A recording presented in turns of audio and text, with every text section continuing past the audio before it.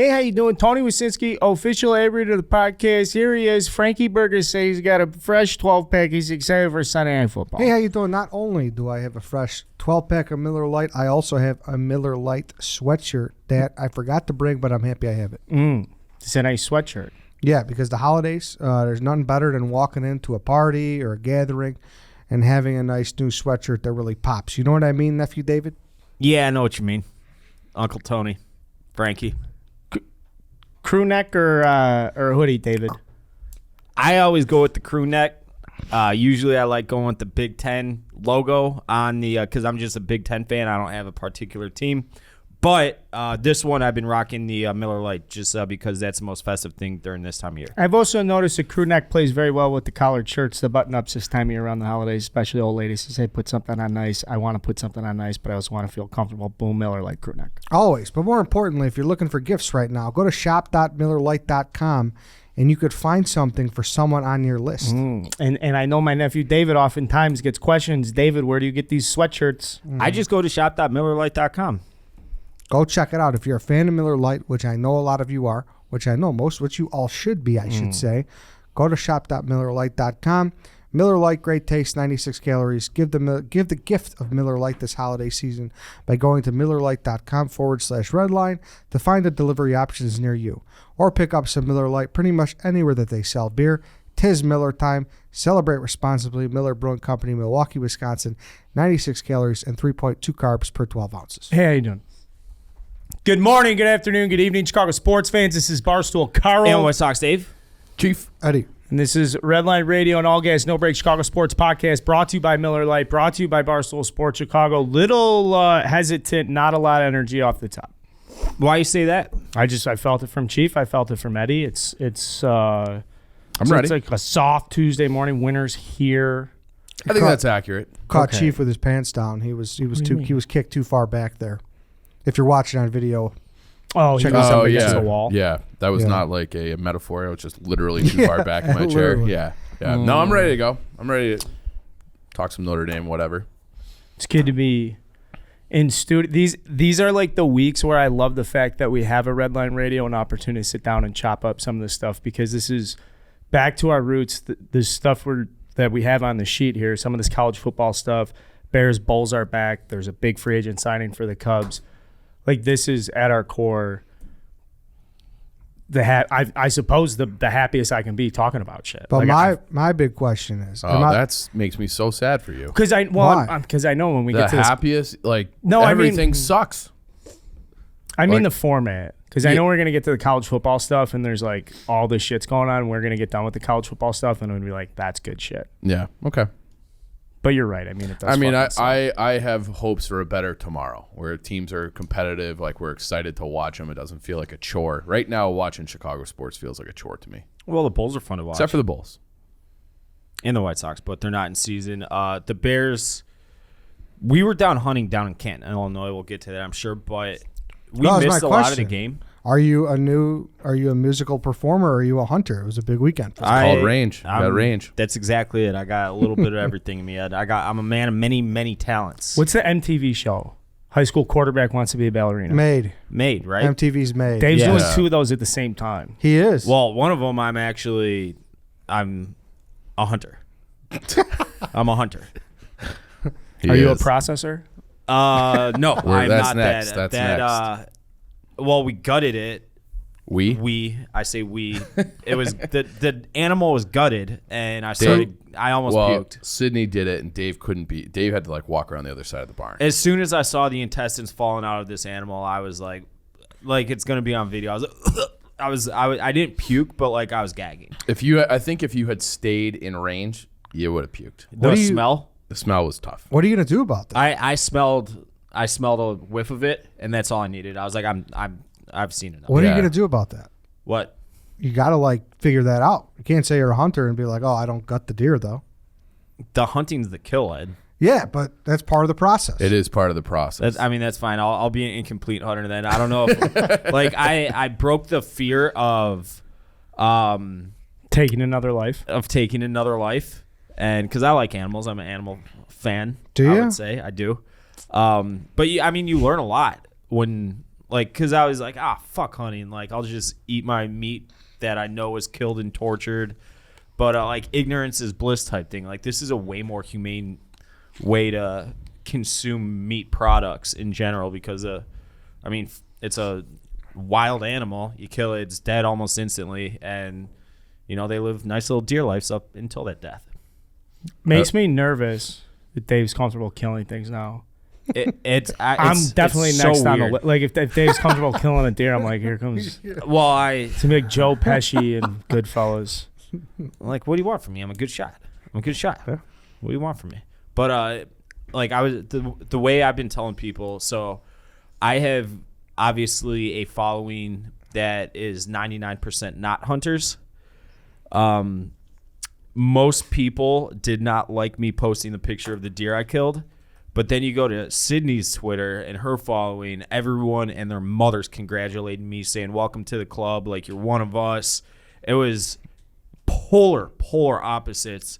I think part of it was the first picture you posted was you giving a big middle finger. To you. Right, but I don't think a lot of people thought he was doing that to like fuck this that deer. Like right. fuck this deer. He doesn't No, deserve you can't. to live. Yeah, right. Did you learn that afterwards at that Saturday? I did. Because it's not like that's bad manners or something? Yeah, bad etiquette. Yeah, you got to respect the kill before and after death. Like that animal gave its life for you. It's kind of like.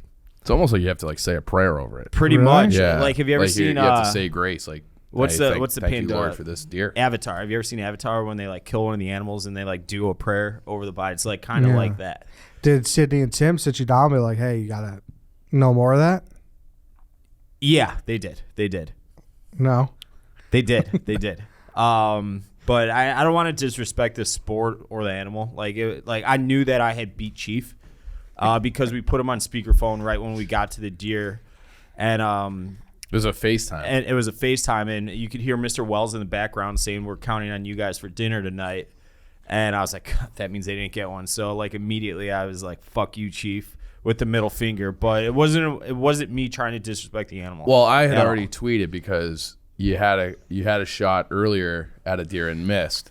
And so like I got the text from Sydney being like, Dave missed again. So I was like kind of pumped about that. Like I can't help it, but I do love, like Dave is the most hilarious at failing like that I think I've ever seen. Like there's just something funny about it. Wait until you see me succeeding because it's even funnier. Okay. Well, I mean, it was a lot of that was in real time was directed at me, so I didn't think it was hilarious in that moment. But yeah, so like I tweeted out like unconfirmed reports that Dave shot and missed again. And then 5 minutes later, we get that FaceTime, and it's Dave sitting over the deer. Dude, it's like, fuck. I'm telling you, I think you're worse than him, dude. At what? You like being the mush. Like it's happening to you a lot where you're like whatever, like big play by, Fields and then like an interception the next play. Have you noticed that? We talked about this a couple weeks ago. You talked about it. I don't subscribe the Chief to mush that. is I don't know about that, but in honor not quite Dave level. honor, because Dave's is beautiful. Ed, the way he I'm does it telling is you, like miraculous. But you're close. Ain't no curses. 2 weeks ago when we were down there, we talked about this. I could not miss if I was blindfolded and deaf on the trap shooting. Well, I you're an could not instrument of miss. warfare. I couldn't miss.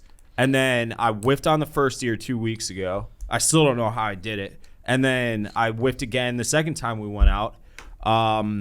And like I was literally looking at the fucking deer through my crosshairs. I don't know how I missed. I do not know how I missed. Third time. So the third time, so you're allowed to hunt 30 minutes after the official sunset. So we were allowed to hunt until 5:03 p.m. Not a shot after. And if a game warden hears a shot, you can get in a lot of trouble. Mm-hmm.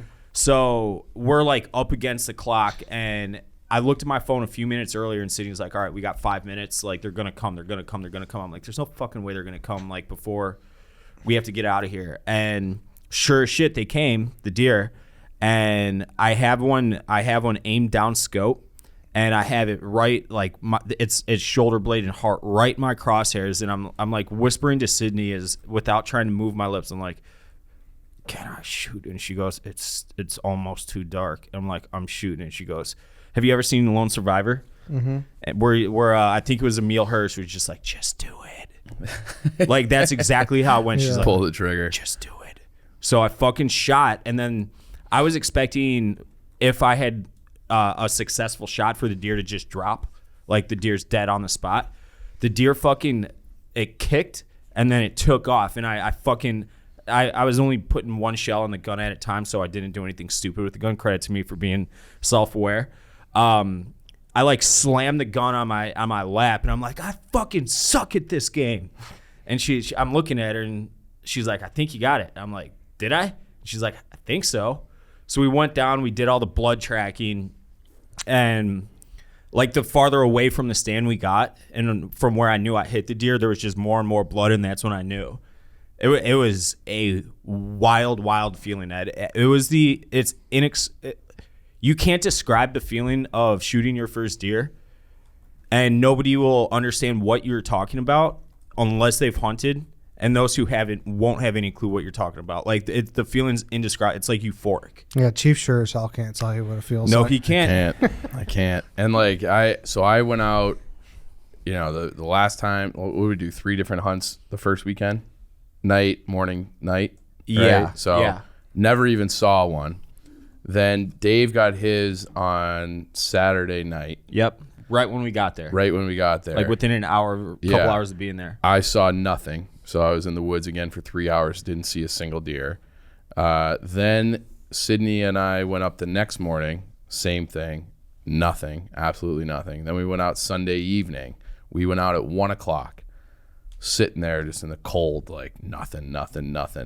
Then the sun's starting to go down. She's like, all right, I think they're going to start coming out. And I'm like, okay. Like, I haven't seen a deer in like the 12 hours of hunting that I've done. One comes out.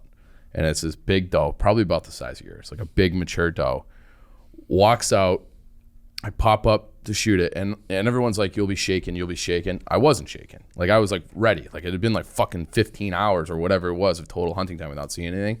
I was ready. Like, get back. I was struggling with like the scope. It kept looking like an old projector. Like, I would see it, then it would go black. I'd see it, and it would go black. So like, I was like gonna shoot without the scope, because I'm like, I can see it better with my own eyes than trying to look through this thing.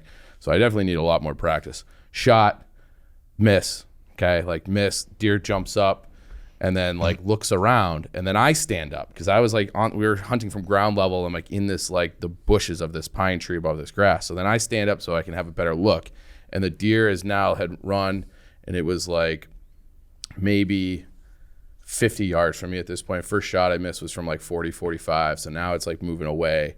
But it moved, like scampered, and then stopped, and then just stared at me. So it's like I'm standing up with my gun pointed at the deer. The deer is just looking me like dead in the eyes. So it was a staring contest.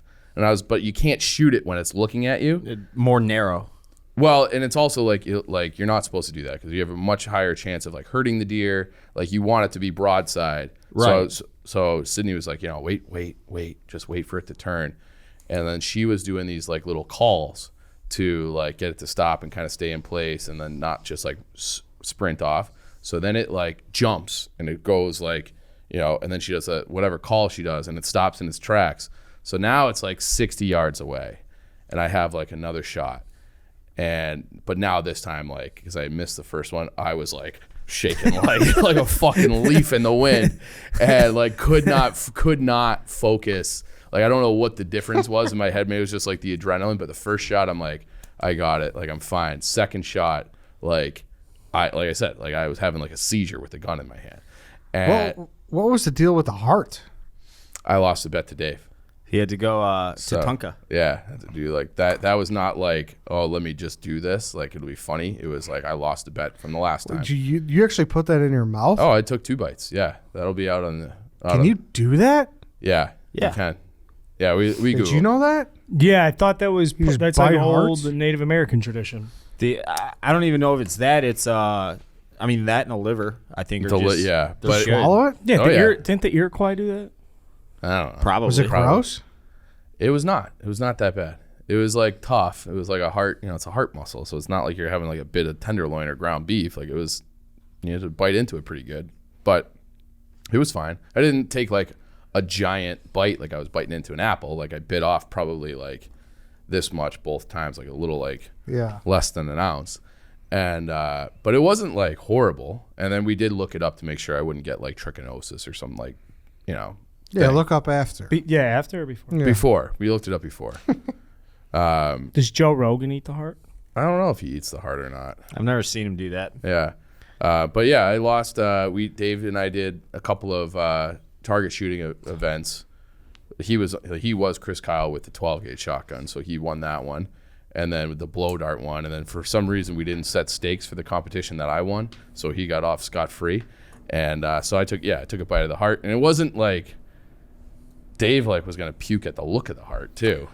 Until they had this little spigot thing with water, like a little well pump, like old school, that they clean the organs and shit off with. And once all the blood was gone, I held it. It was fine. It felt like it was. You know what a Kong ball is for dogs? Yeah. It felt like that kind of. It was super tough. It was also like when Sydney handed it to me at first, like I got a little creeped out that it was still like very warm. Oh, that's fucked up. Yeah. So, because you're so cold outside, the deer's been hung up. Sydney sitting there for is a while. fucking savage, by the way. Why is that? Like when we got to the deer, like there was blood everywhere, and I'm like gently pulling the ears up to like take pictures and stuff, and she's just opening its mouth, like scooping all the blood out, like adjusting the deer's tongue because they hang out of their mouth when they're dead for some reason. Just like I was like, I can't do that. Like that's all you. And then she like takes the fucking Bowie knife and just starts sawing this thing open with guts From its sternum down to its butthole. and just without batting an eye. Yeah. Just and scooping everything She said up. that she doesn't really like to do that, but like of the three of us, she was the only one that knew how. But she said oftentimes, like if she's hunting with her brother, her dad, and they like volunteer, she's like, oh yeah, you can go do that. Yeah, you can go do that. Because it is like gross. Like, What's next? It's hunting season. I got to wait a year. Hunting season's over. Is it like you can't like he bow can bow hunt? hunt. Yeah, You can bow hunt until January 15th. way but more difficult, obviously. there's no way, and I liked shooting the bow better than shooting the gun, but there's no way I think I would be able to practice enough to get good enough to feel, because like the last thing I want to do is just like hurt the deer and have it scamper off and get like ripped apart by coyotes or die some like terrible death. And you're more likely to do that with a bow than with a gun. So next time I go hunting, it will be with a bow, but it's not going to be for a long time. Mm-hmm. Did you get a status on where the carcass or where the meat what's on my back deck. and we are gonna have a freezer in here? Wasn't that part of like I thought if We don't Dave was need- going down, he was joking around like, oh, if I kill a deer, then we're gonna put a freezer in here. Well, I think if we Ed, both, you don't want It's them? a bad idea. if we Dave both said to did, me yesterday, I'm walking by and Dave goes, we're getting a grill. yeah, grill would be fine. I'm for pro here. grill. yeah, Just like For a, the deer. a Weber grill. If Chief would have killed him, we would have needed Yeah. somewhere to put it. There's just like hooves and shit chilling on Chief's patio right now. yeah, I got a big cooler and it's stuffed. We got 50 pounds, probably right, maybe Yeah. more, a little bit more, of meat stuffed into my Of Dave's deer that he killed. yeah. You got to walk outside every day. Every time I walked out. It's This a morning. reminder for you being a shitty shot. It sucked. It sucked. But I mean, shitty shot. Third time's a charm for you too. Maybe on my third shot, I would get one. And it was from. I was so disappointed. I'm still disappointed. But It's to a your point, shitty feeling. It is. Distraught. Yeah. To your point, like I took the trash out this morning. I always go back. I walked right by it, and God damn it, Dave. yeah, I was like, Is your dog eating it? fuck. What? It's like, what's your dog doing with it? Is he like sniffing it all? Like, No, it's on the back deck. He doesn't really go out there in the winter. But yeah, it's just like frozen meat. Like it's fucking cold out, so it's just frozen meat on my back porch. It's going to be delicious, though. Her dad did cut up like these little like almost like slider size. Yeah, they were pieces. like little teasers. Yeah, and they like were little nibblers. Really fucking good. Fucking delicious. Just salt, super. salt, pepper, and olive oil as That's if it it. was like a really nice cut of steak, and it was great. I'm super excited for this weekend. We're gonna have some fun with it. So, but yeah, that was hunting. I'm going with Carlos Rodon sometime in January in Indiana. To do what kind of hunting? Deer. He's like all for it. How? What are you laughing about? I wanted to just bring up We're- White Sox Dave having to address everyone just to make it clear he can't hunt bucks, so don't talk shit. Yeah. Oh yeah. There's Well, I get that though. In I all, get what you're in like, all of his Well, posts, people are like you could just- fucking, oh, you pussy hitting a fucking girl deer. We weren't legally allowed to shoot bucks. So Yeah, the buck tags are sold out for the year. yeah, like, every county has Yeah. has a finite amount of buck tags because there's 3 doe in that part of Illinois right now. There's 3 doe to every buck. So there's a finite amount of buck tags, and obviously because that's a cooler hunt.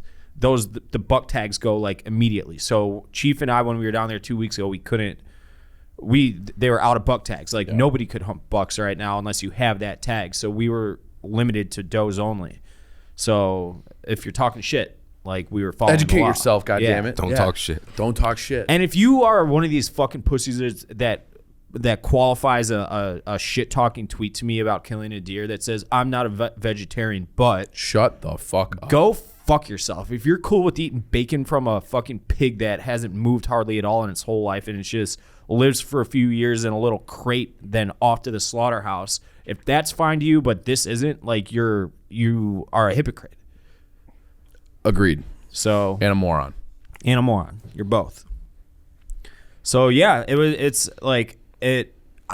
wanted to do it for a couple video content, boondoggle off different brands, which I'm known to do. But I honestly will be hunting for the rest of my life. And that's not even a joke. I love being out there. It's so relaxing. It's such a rush. Where are you going with Carlos, and where's my invitation? You can come. Okay. I'm going to get a crossbow right after the new year.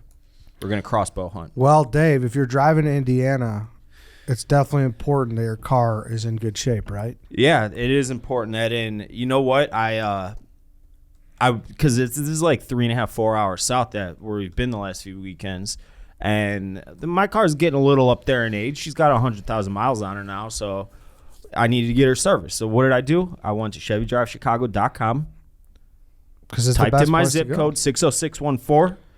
I had a fucking Chevy dealership right there, right, nice and convenient, and got my oil change, got new windshield wipers, got everything. You did say that. Yeah, I got the filters changed, all that good shit, and nice and easy. It was the most efficient way I've ever got my car serviced. Yeah, you get your tires rotated. There's a bunch of good stuff over there. Get the brakes checked too. Especially now that So we're as gonna fuck. get hit with snow at some point. Like I can't believe it's December 7 and we're like scot free. But you don't want to be caught.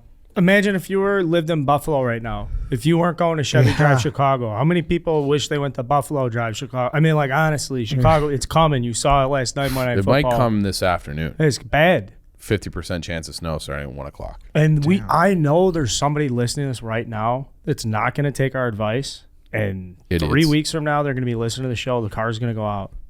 It's all going to come full circle. I'm not Get wishing ahead. that on anybody, but like, you should Don't let that be you. Don't let it be you. Driving let up to that be you. Aunt Rosemary's for Christmas Eve.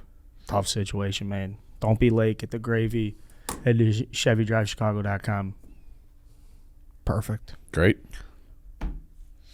So from Dave, I hunting was going to sport- ask you actually quickly, what was more terrifying, being on stage at Wishfest or? Yeah, so I got on stage. I sang "Highway to Hell." I was supposed to play guitar. I shitted my pants when I got on the phone with Mark Roberge of OAR. He called me at like 2 p.m., maybe 3 p.m. Friday afternoon. He's like, Dave, I need to borrow your guitar. Mine broke in transit to Chicago. And I thought he was fucking with me. And I'm looking at him, I'm like, really? He's like, yeah, man. And I've gotten to know Mark a little bit over the last year or so. And he's not the kind of guy that he's the best dude on the planet, but he's not like a stab you in the back guy like you three assholes are. So when he's like, yeah, I'm not messing with you, I really need a guitar, I brought the guitar out, and that's when I started shitting my pants. I'm like, I cannot get on stage and play guitar in front of Mark Roberge and all these people. I will make a fucking asshole of myself. So I got on stage and did like a little impromptu karaoke to Highway to Hell. It was awesome. Wish Foundation and the Wish Our Family, A+ humans Love on 'em. every single level. It was a fan-fucking-tastic night of music. The cause is obviously great. We had so much fun out there. My guy Colin, our The Dozen Trivia ringer, he killed it with his band.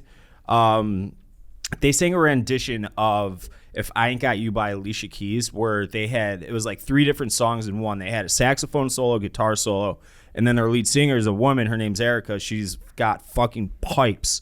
And it was the best rendition of one of my favorite songs of all time I've ever heard. And because I was sitting like at the corner of the stage, and that song, you could tell, brought people from the other stages over to them, and like, who the fuck are those guys? By the end of the song, like, people were giving them standing O's. The whole stage area filled up. It was really fucking good, and they're gonna start to kill it in the coming year. They're gonna be big time. I really think so. So shout out Foxtrot, but and shout out Wishfest and the Wish Foundation. Tambourine or shotgun? Shotgun all day long. What do you think, Ed? Ed, what do we got to do to get you out there in the tree with us? Mild weather. So Ed's out. Well, what's mild? And I mean, you get bundled at an afternoon fuck hunt. up. You get bundled the fuck up, Ed. It's not cold once you're out there. And granted, it was like 50-ish. He didn't hunt on the cold day. We didn't. You did. I got to sleep in. I did. Well, you did. I got to sleep in because I kind of want to do it just for the Bobby Bacala photo ops, but That would maybe be good. someday. Yeah. Yeah. What else? You tell us. Well, It was a loaded weekend, man. It really was. It was a really I was feeling like a little under the weather yesterday because I'm just like, I haven't slept in fucking days. We We didn't got get like 2 home. hours of sleep. Yeah, like that day coming home from Wishfest was, I think I sent a text at 4:11 in the morning. Mine was at 3:48 to Yeah. Colin. That was the last text I sent. I So was drunkenly making a quesadilla at home. yeah, They're like, that's what I was doing. it was college drunk. Yeah, and that's not good for me. No, You know it's whose not fault good it for you. is? Dante's. He played until like 3 in the morning. Yeah, he did. Dante played super fucking late. He did great, obviously. At that point in the night, everybody was just like cross-eyed. I had a great time. But I was up at like 8 a.m. and I knew Chief got super fucked up when I texted him, and it was 9 in the morning, which is when we planned on leaving for Canton to go hunting. And he's like, I just woke up, because Chief does not sleep until 9 p.m. or 9 a.m. I haven't done it. That's the latest I've slept, because usually, even if like I never go out that late, but the rare times that I do, I still wake up no later than 7. Right. But I did, no free ads, but I did have a couple of 3 cheese to help me sleep, and I think that's what made me zonk a little bit harder and longer. But it was a wild weekend, Ed. It was the most fun I've had in a weekend in a long time. And this video, I can't say it enough, the hunting video, I think it's going to be one of the funniest videos we've done in a long time. The reaction when I thought I missed the deer is like, I watched it once, I was like, laugh out loud funny. Not to laugh like at my own jokes, but people are going to love it, because I'm like, I'm in the wilderness, and you're supposed to be like, church mouse quiet. And I just scream, I fucking suck at this game, because I was pissed because I thought I missed it. So get ready for that. That'll be out a week or so. Nice. Beautiful. While you guys were away, massive, I guess, news. This is one of the bigger weekends in college football changes, I feel like, across the board. We'll start Oregon. The guy from Oregon's going to Miami. We got the guy from Clemson, who was never going to leave Clemson's, going to Oklahoma. The guy from Oklahoma gets introduced in front of a Will Ferrell, Molly Shannon Saturday Night Live skit in USC. It's absolute banana lands across the fucking college football scene as we get into the college football playoff. Mm-hmm. And unfortunately, no traction. I saw Southern Illinois won a game. Yeah, we won the first, lost the second round, North Dakota State. So we're bounced. So we're out. And Marcus Freeman FCS. and Notre Dame. Yeah. So a little taste of action for everybody here at the table. What do you think? What most intrigues you? What caught your eye the most? I think it's hilarious that this guy from Clemson's running away forever. Like, that was what great storyline. Like, Will Venable, the defensive coordinator. This guy makes millions of dollars. I remember one time I saw a blog, maybe on like page 6, about his house, his vacation house. They talked about his lifestyle. They're like, can you believe this guy isn't even the head coach? Yeah, but he has Oklahoma ties. Sure, So, I get that he has Yeah. ties and everything. I've always just looked at his role at Clemson as like, that's the cake job, because so many of these college football coaches just want to get away and get into like, they just want to win a national title. It's all ego driven. So I just love that Will Venable was like, fuck this, I'm going to take all Will's these his son. 5-star. Brent. Yeah, Brent. Brent, I keep saying Yeah, Will. Will Venables was his I keep son, doing the who is exact like same thing. he played for Clemson. Yeah. Wait, no, there's also a Will Venable. Then he played left field for Oh yeah, American baseball coach. Yeah, Will Venables. I've been doing the exact same thing because of the baseball Will Venable. It's always sad, but though, to Will see a Venables- cake job just giving up Yeah. like this. I think they said that he has a son named Will. Because I think we accurately predicted the downfall of Oklahoma. We'll Do see. you think this is a downfall? I think losing Lincoln Riley, who was like the connector to Bob, like, isn't Oklahoma's whole thing like, why would you go to Oklahoma? Go to Oklahoma, you'll be an All-American. You'll put up ridiculous numbers. We'll get you to a college football playoff. Like total showtime university for receivers, backs, quarterbacks. Do you know who was the defensive coordinator last time Oklahoma won a national championship? Tell me it's Brent Venable. Brent Venables. Love 99. that. So, yeah, like he's got ties there. I mean, but you're right. Like That was old Oklahoma. Now new Oklahoma, though, is like 50 points a game. yeah, but that's the new Big 12. And I think Stoops and Lincoln Riley just adjusted that. But yeah, maybe it's like there's zigging when everyone else is zagging. I don't think that's a bad way to go for Oklahoma. And I've always like Brent Venables is crazy. Like he's like one of like the craziest sideline guys in college football. Like storming up and down, screaming at people, spit coming out of his mouth. Like Smelling salts, big time. big time one of those guys. He probably will headbutt his own player. Like he's, to me, like I'm excited that there's going to be more spotlights and more camera time for Brent Venables because he's going to be like a blog guy. Like you're going to want to know what Oklahoma's doing on Saturdays because Venables is like that crazy. So, and also like the guy can flat out coach too. So I think Oklahoma will be fine with that. I was kind of surprised by the Mario Cristobal one though. That was the one I thought was like kind of out of left He's field. from Miami, I heard. Oh, he is? Yeah, or has family there or something. 10 years, 80 million. Yeah.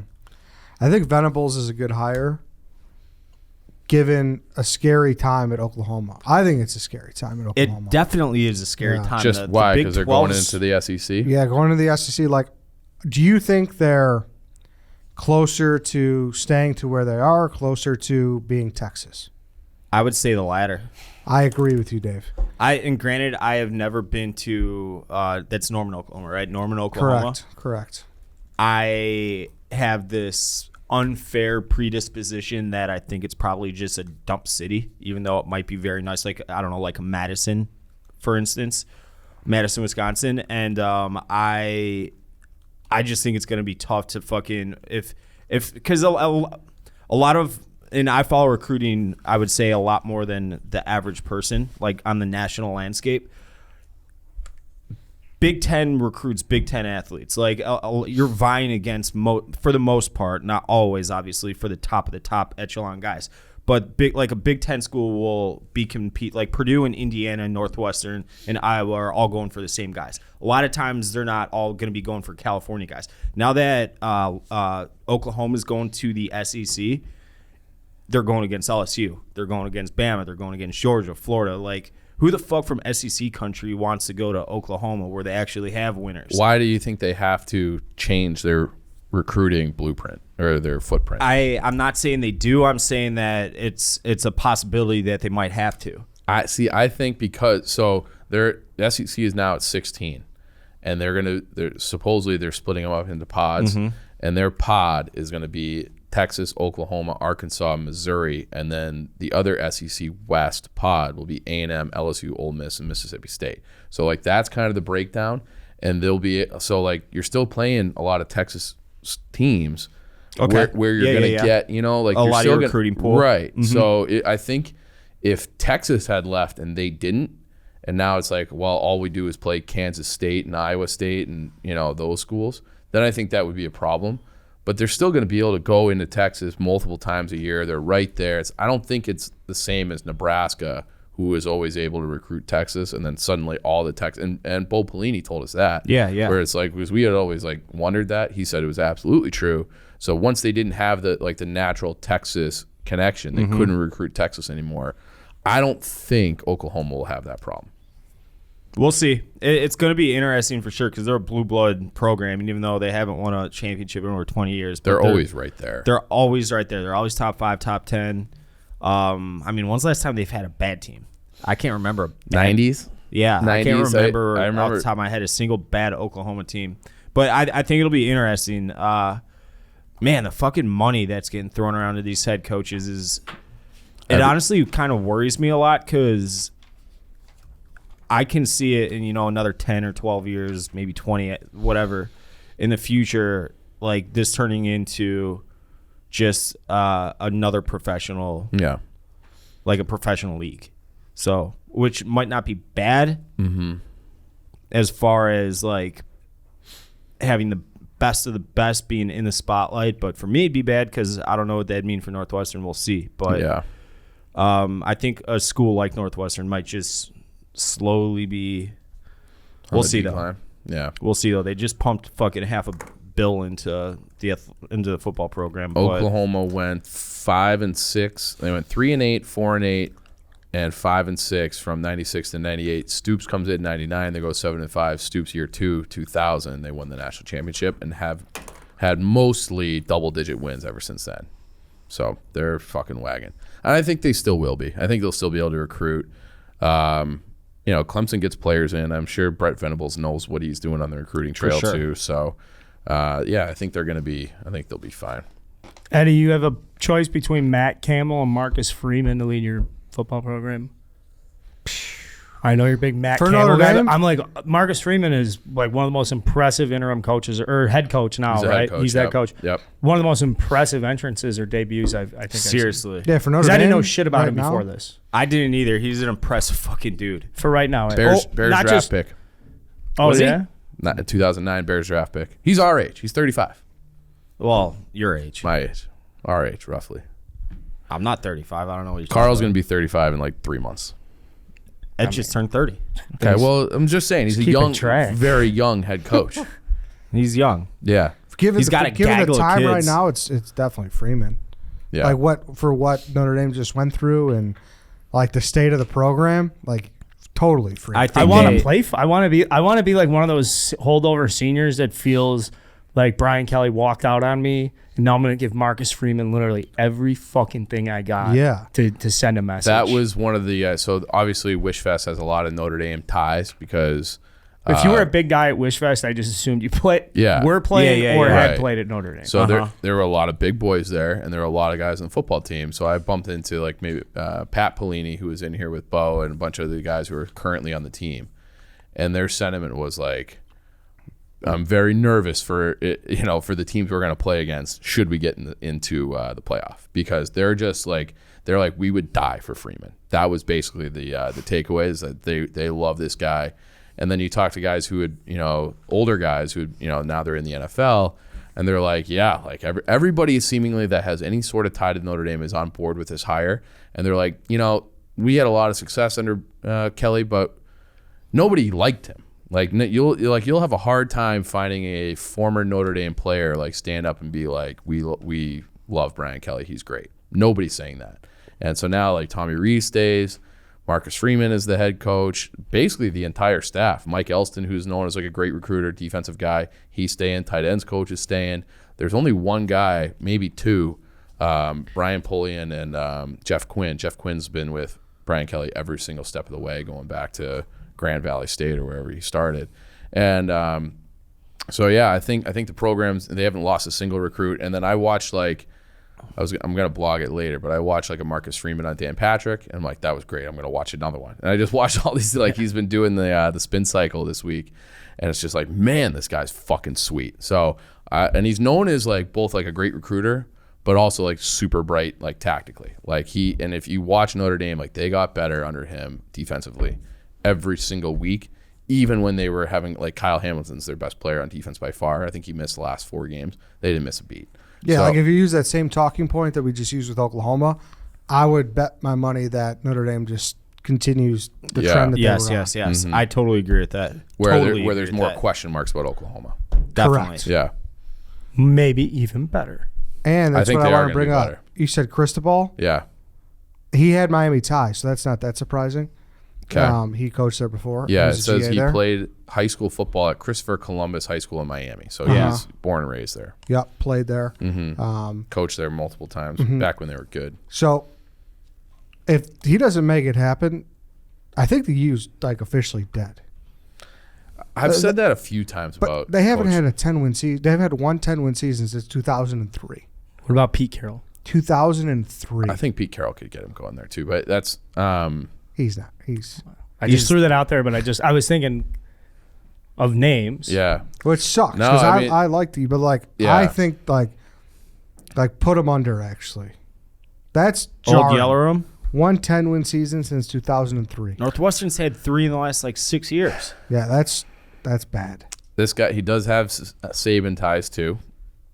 He coached for Alabama for 3 or 4 years. So I think you're right though, Ed. I hadn't thought of it that way. Like, and if you look back through the history of Miami, like we only know them from like I personally, obviously growing up, like they're in the early 2000s, they were awesome. And then everybody knew like what they were in the 80s and the early 90s. But it might just be one of those things where it's like they caught lightning in a bottle at those times. But historically, that's a private small university in South Florida who sucked. Like they were like one of the worst programs in all football for like the majority of going all the way back.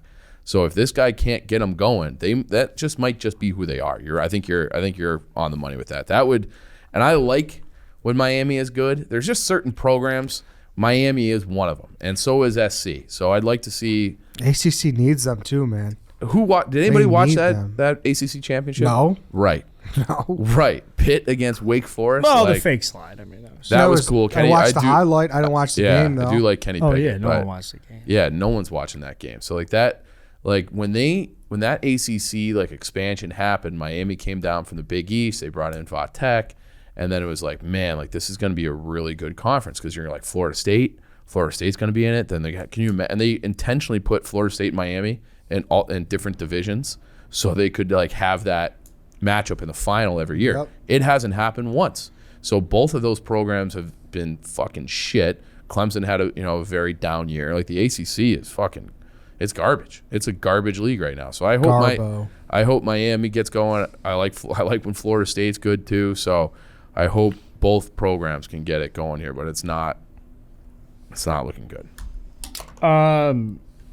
Any controversy or disappointment, I should say, that Alabama is 1, Georgia's 4, that Cincinnati's 4. They have to play Alabama even though they're perfect. Did you guys have any strong reactions about the CFP? It is kind of bullshit. Personally, I think it's great that Georgia and Michigan get a chance to match up in that round. I very much enjoy that. I Yeah. think it's great Michigan Those gets a teams are like chance carbon to- copies of each other. I'd be too. disappointed if it was Michigan and if Michigan didn't get a chance to play against one of these SEC teams.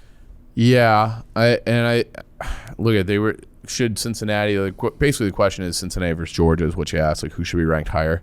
The committee was never ever gonna have back to back rematch. Yeah, it just wasn't gonna happen. So I Right. think as soon as It's more of that than Be great anything. though for I think so. yeah. Because I was going to ask, how does that make you feel? Because in my mind, that tells me that they just value the last game, which is obviously a conference championship, the most. Mm-hmm. Because, dude, like 13 days before, they looked like absolute shit against Auburn. You know? Bad. And Yeah. like, horrible. That was A handful of games they did. I know, and that's why it's like, if you're And Notre Dame, Auburn, like, they're not even bowl. I think they're a 5-win team, right? Yeah, and they had their Yeah. starting quarterback was out, and the backup quarterback was hurt. Yeah, like, they dude. should have lost that game. But I will say that's the Iron Bowl. Throw the records out there, Iron Bowl. Not really though. Not when Kinda. you're down to third string sure, I mean, I quarterback. don't Maybe a little necessarily bit, but totally disagree, but Yeah, I don't know. I think Alabama's one of the best 4 teams. I think Georgia probably is too.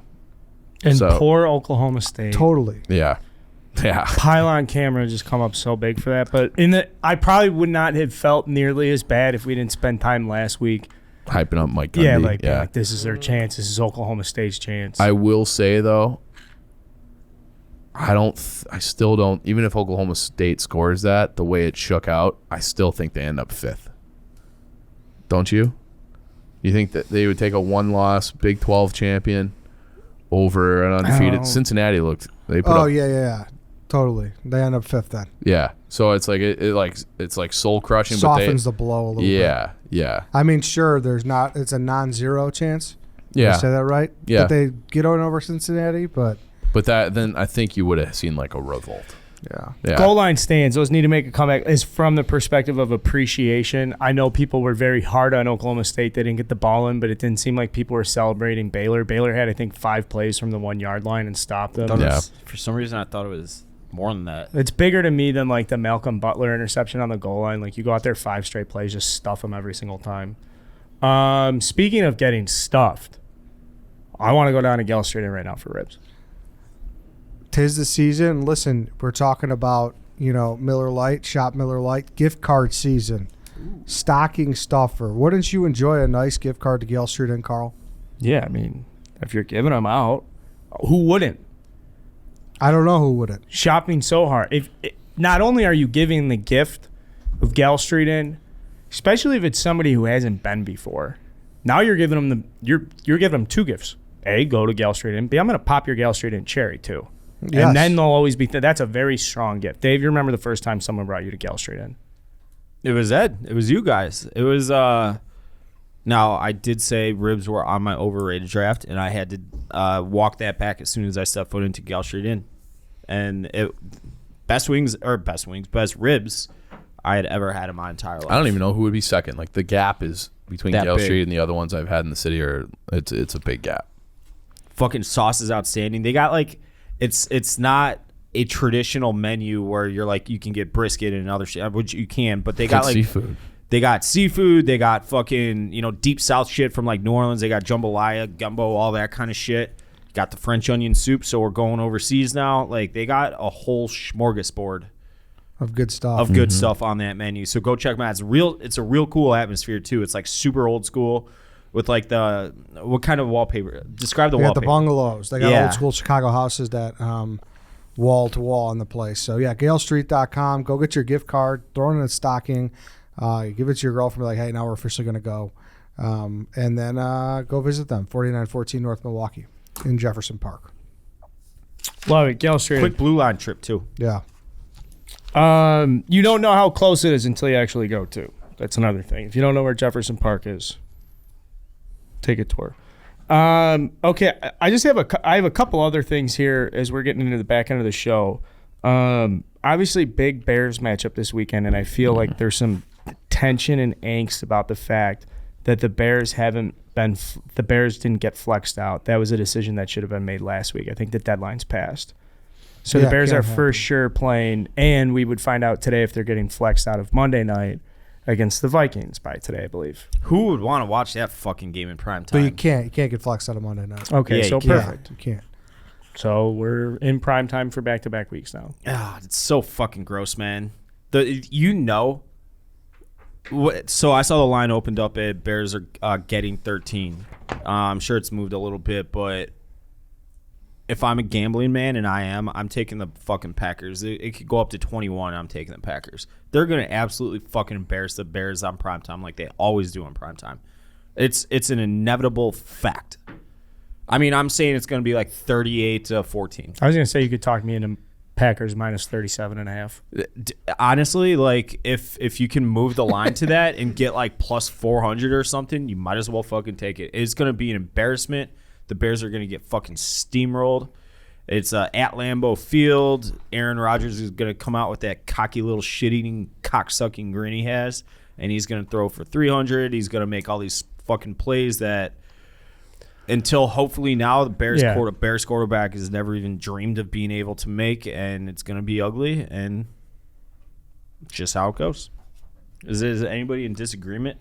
No, Because it is, right? It's going to be ugly. probably. I don't Unless think the it's gonna weather be, fucking evens the playing field that much or something, but it's going to be fucking ugly. I don't think it's going to be 2014 Trustman Sunday night against the Packers. 35-0. Do you remember that? I'll never forget that game. It was I'll never. It They won't- forget. score no, a it won't- touchdown every time they had the ball, I think. It was like nobody was on defense. It was like the Madden training simulator. It was so bad. I don't think it's gonna be that bad, but it's not gonna be pretty.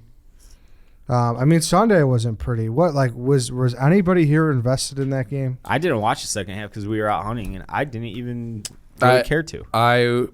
We got back from the morning hunt at like 11 and put the game on. I saw 2 Dalton interceptions, and then I'm like, that's enough, and I went back out hunting. So like it was just like, yep, like here we go. It's like Murray was like a game time decision. It's like, oh, Murray's in, and then here's 2 Dalton picks. Like I know it's over. Like I don't need to watch the rest of this. They had a couple fumbles early. I mean, there were like a couple little things early, and then in the third quarter, I did think I tweeted out like the Bears might fuck around and win this game because they were down 21. And then They had to stop. They went on a touchdown drive. Then they got a 3-and-out. They got the ball back. They got like a first down. I was like, wait a second. This could get a little. And then as soon as I sent it, there was a pick. I think he threw his third pick then. Yeah. There was like, so basically to answer your question, there was maybe a 3-minute window there where it was like, wait a second, I had a money line plus 300 just because Big Cat had 11-0 going into it. Thought that'd be an interesting storyline if he was able to go perfect for the whole season, but no. When that game was over, it was like closure. It was like, all right. Now I could go on with my Sunday. Yeah, like, okay, I registered this. I watched the plays. I know what happened. The whole division, too, though, that I guess that for some reason the Vikings losing to the Lions gave me a little bit of comfort because everyone fucking sucks besides the Packers. Yeah. There was something to that for me, especially and I don't mean to pile on Vikings fans. I'm sure they're mad enough and they want Zimmer's head. But they beat Detroit there. They're 6-6. Then they got Pittsburgh on Thursday, which is obviously a winnable game. Pittsburgh's not great. They play the Bears twice. You know, that puts them in a prime spot to be in a playoff position. And you fucking drop dick at Detroit. Yeah, they just can't figure it out. Yeah, it's just. But they've had like a zillion games like that this year. Yeah. They're like exclusively losing in heartbreaking fashion all year long. Yeah, and I don't understand. I don't know. Whatever. No. Not your problem. We have enough problems here. And I acknowledge that, Vikings fans. Yeah, but I don't think this might be the first time this season where we've looked at the rest of the conference and we're like, all right, how bad is it for Bears fans? I mean, obviously, we would much rather have what the Packers have had and how they've built around Rodgers. It's an incredible organization. As much as I hate those cocksuckers, they win, 11, 12 games every year. But it isn't very often unless after we play the Lions we're like, God, man, those Lions are absolutely putrid. You know? Yeah. Packers could clinch. That sucks, too. So, Oh, God damn it. yeah. There's like a full month of the season left, too. A lot. More than that. Do you think the AFC is convincingly better than the NFC? I think it's wide open. It's so The fucking Rams wide are open, weird man. now. I don't know what's going on with them. They are kind of weird right now. What, because they keep signing all these? Yeah, they're like win now, and they won last week, but it's tough to say. It's tough to say. And then I think the Bills are unraveling too. Big time. Oh, just because they. Chiefs are back though. But they're ready to. Did you see the post game presser? The guy was mad about that. They want Dable's head. And early in the season, he was the sexy name to become the head coach. I mean, look at we talked about him on this show. Yeah. Yes, this is true. You know, there's a lot of angst over there. Sean McDermott's getting there's. Sean McDermott kind of freaked out in Yes. the post game. Well, there's so much deep-seated shit against the Patriots. The fact that Mac Jones threw one pass, you lose at home. Yeah, they have time to figure it out, but it's I don't know. Who's I thought they were going to be a wagon this year. Your 7-5 point, Ed, right being who does actually feel good on a who consistent feels good basis? right now? The I Cowboys think are in a it's funk. the Chiefs. How about the Dolphins won 5 in a row? They're Yeah. they're not out of it by any Sneaky. stretch. Yeah. So I don't know. I think it's I would love because it's you look through the NFC and you're just who can beat the Packers? That's kind of just what you're pinning your hopes to, at least for where I'm sitting. I would love a Mahomes Kyler Murray Super Bowl. That's kind of what That'd be sweet. that would be an electric factory. Yeah, So they've come back a little bit. They bounced back. I think they haven't lost The Chiefs? since 6 Yeah. weeks. 5 in a row. They're Yeah. looking very nice. Mahomes still, I thought I saw Mahomes isn't as sharp as he has been historic. Their defense is way better, though, and it seems Defense like people has aren't gotten giving the Chiefs credit for that. Honestly, no. I think the NFC's better. I think the NFC Completely. is deeper. I don't know. You look at the top division leaders right now: Cowboys, Packers, Bucks, Cardinals. So that doesn't include the Rams, who we know are pretty good. And then you look. I don't believe we talked ad nauseum 2 weeks ago about the AFC North. Can't wait to bet against whoever. Yeah. I mean, it's probably going to be the Ravens. I don't believe in the Titans. Their whole fucking, a lot of their teams in reserve, and even at the beginning, they were kind of. Yeah. So it's the Chiefs and the Pats right now, and the Bills. So I don't know. It's a fluid thing, though. It's the NFL. Yep. Shit changes. It's an overreactionary league. That's exactly what it is. Well, you have all week to talk about it. Yeah. Yeah. Did anybody get mad about the Tevin Jenkins comments? If you guys saw this, it was something about how maybe they could bring him back, but they were thinking more about the long term, and they weren't. I I think Nagy's exact quote was like, they're not mathematically eliminated from the playoffs, which is a hilarious thing to be talking about in the first place. I feel like Dave had a blog about it yesterday. Like I joke, love man. and embrace anybody who is sincerely walking around being like, we're not out of it yet. Like that's actually like the guy sent me this list. He's like, here's what would happen for the Bears to make the playoffs. And I think it was like 16 different games in a row that have to be won. Yeah, But we'd have to win out. Bears would have to win out. That's the opening. It's like Bears win out. Yeah, I think Danny posted that on social somewhere. But yeah, it's You think there's a chance, Dave? No, I don't. None at all. I'm mad at how long you waited to say that. It was a joke. They're hopeless. They're a rudderless ship. You got clean house again. Let's run since 2010, since Lovie Smith. Who's it been? Tressman, Fox Nagy. But then we went from Angelo to that fucking dumpster fire of GMO's name, Phil Emery, to Pace. Pace. Yeah, 3 regimes in 10 years. Oh, I had another good note on that because we talked about Pace a lot last week. This is from Good Bears guy on Twitter, Jonathan Wood. 16 NFL GMs have been around for 5 or more drafts. Ryan Pace is 15th of that group in win percentage and is one of only 2 who have yet to win a playoff game. Who's the other guy? I don't see it here. Or it looks like it was an Athletic article. Excuse me. I just saw his tweet, so read that article if you want to know. It's behind a paywall, so I don't know.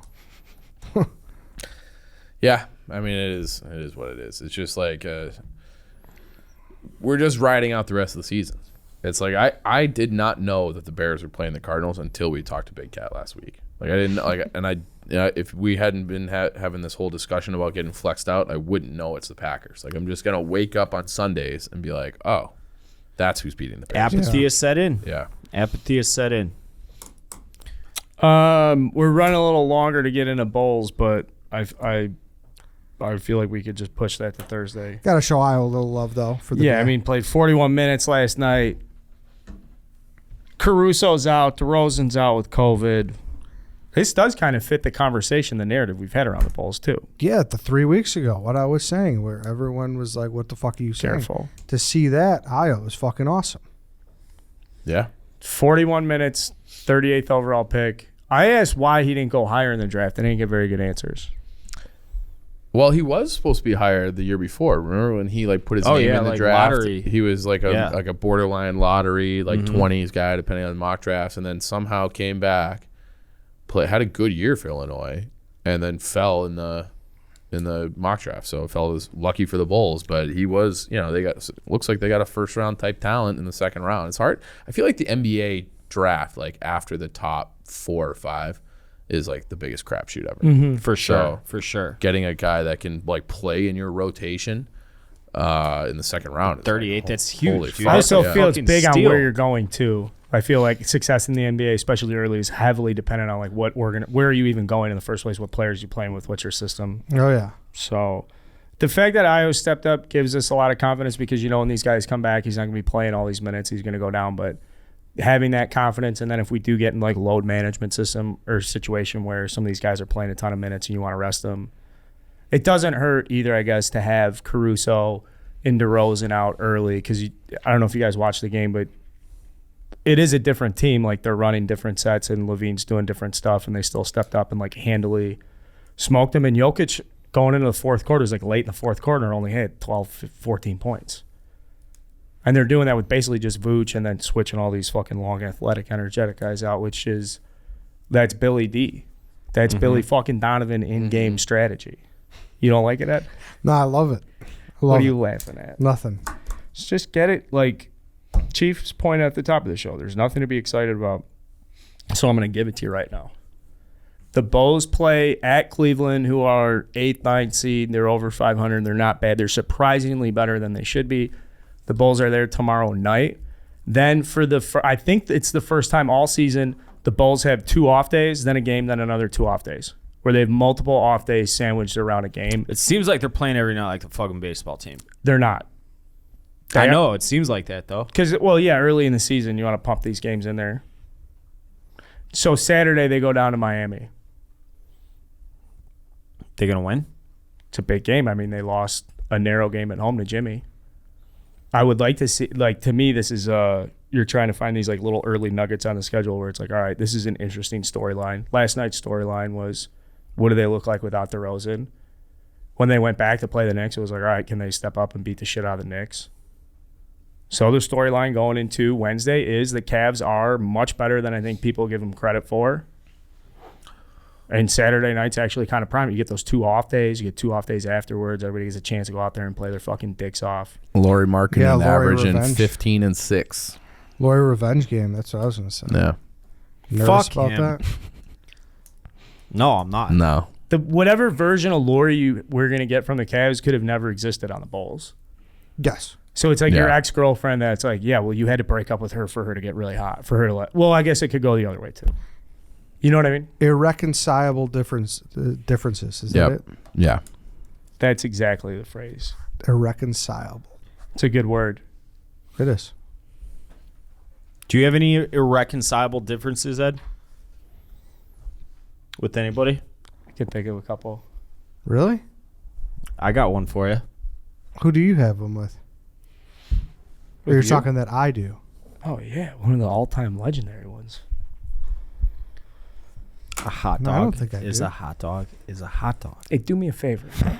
You're go about to down have there it and, with Ed. Keep Oh. that line of conversation. I don't know if I have irreconcilable differences with him. I think he's a dickhead. That's the word you use when you're getting divorced in court. Yeah. Yeah. It's like a legal word. Yeah. Meaning we just can't figure it out. Oh, I know. Yeah. Yeah. I love being irreconcilable. You know that? There's nothing better than a good irreconciliation, Ed. Thank What do you have David. to say for yourself? Nothing. Are you excited for some jerky or venison sausage? Sure. Are you going to have one? Sure. You sure? It's going to be like sausage form. Yeah, yeah. Sure. Doing it, You're not doing it going on to give Sunday. he doesn't deserve a steak? You can have a steak too. We're doing it all Sunday. Beautiful. Congratulations. What kind Dave. of sausage you want? I think we're gonna do a couple jalapeno cheddar brats with the venison. Those are nice. You like those? Dave's fingers getting it on the sausage grinder, like all the meat in his fingernails and stuffing the encasings and Yeah, getting nice and tight. No grizzly wintergreen near the Yeah, that's the fine. processing. That's my only. That's the seasoning. That'll be in the sausage. Can you imagine that? Just getting a little bite? mint flavor to the sausage. What the like, fuck yeah, is this? Spill the Oh, spitter. yeah. Sorry, I dropped a little chew in it. Knocked over his spitter onto the meat. There's nothing better than a nice little dash of grizzly wintergreen on a anything really. You could put it on beef, on pasta. It's nothing better. All right, we'll be back on Thursday. Cubs signed Stroman, more stuff on Cubs free agency, but before that, I'm sure we'll do some stuff with Bears and whatever else comes our way. Until then, all gas. No breaks. And DJ, play that shit.